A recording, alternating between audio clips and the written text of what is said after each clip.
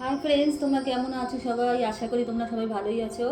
আজকের আমার ভিডিওর টপিক হবে তুলা লগ্নের ওপরে। তুলা রাশি না, কিন্তু তুলা লগ্ন। যেসব জাতক জাতিকাদের লগ্ন হচ্ছে তুলা, তারা কেমন স্বভাবের হবে একটু শুনে নিন মন দিয়ে। আমি একটাই টপিক বলবো মাত্র। হুম তুলা মানেই হচ্ছে আমাদের মাথায় আগে আসে একটা দাড়িপাল্লা, তাই না? তুলার প্রতীক মানে দাড়িপাল্লা আসছে। সুতরাং দাঁড়িপাল্লার কাজ কি? ওয়েট করা। ওয়েট মানে হচ্ছে সমান সমান ওয়েট করা, ব্যালেন্স যাতে ঠিকঠাক থাকে, ব্যালেন্স এদিক ওদিক না। এটা কিন্তু তুলার ধর্ম না, মানে একটা দাঁড়িপাল্লা ধর্ম এটা না যে আমি একদিকে ঝুঁকে পড়বো, হ্যাঁ আর একদিকে উঠে থাকবো, এটা কিন্তু না। একটা দাঁড়িপাল্লার কাজই হচ্ছে সমান সমান ব্যালেন্স মেনটেন করে ওয়েট করা, তাই না?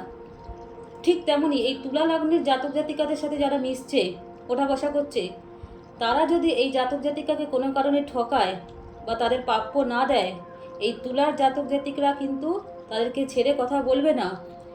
তুমি তাকে ঠকালে বা তার প্রাপ্যটা তাকে না দিলে, তোমাকে কিন্তু তুলার জাতকরা আস্তে একটা চিমটি দেবে না, দেবে কি দেবে? তোমাকে সপাটে একটা চড় দেবে গালে। হ্যাঁ, ঠিকই শুনেছেন, সপাটে একটা চড় দেবে। এমনই চড়টা দেবে যাতে তোমার গালে 5টা আঙুলের দাগ পড়ে যায়। সুতরাং তোমরা যখনই এই তুলা জাতক জাতিকার সাথে মিশবে, খুব সাবধান কিন্তু। এ কিন্তু অন্য অন্য জাতিকার মতন তোমাকে ছেড়ে দেবে না, কিন্তু তোমার প্রাপ্যটা তোমাকে দিয়েই ছাড়বে। তুমি তার সাথে যেমন ব্যবহার করেছো, ঠিক তোমাকে রিটার্ন দেবেই। ওই যে বললাম, সপাটে চড়। আশা করছি আমি কি বলতে চাইলাম আপনারা বুঝতে পেরেছেন। ধন্যবাদ এতক্ষণ আমার সাথে থাকার জন্য।